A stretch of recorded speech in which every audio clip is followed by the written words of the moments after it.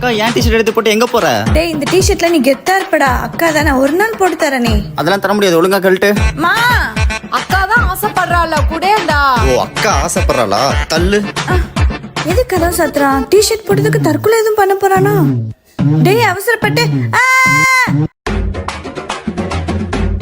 என்னம்மா ஆச்சு? என்ன பாக்குற? இந்த கெட்டப்ல நான் உன்னோட அழகா இருக்குன்னா ஊரோரம் புளிய மரம் உக்காந்தா வெளிய வரும், அது திங்க நாய் வரும், நாய் கண்ணுல நோய் வரும். சூப்பர், பொண்ணா பிறந்தா அழகா இருந்திருப்படா. இப்ப அக்காவோட ட்ரெஸ் எப்படி சூற விடுறான்னு மட்டும் பாருங்க.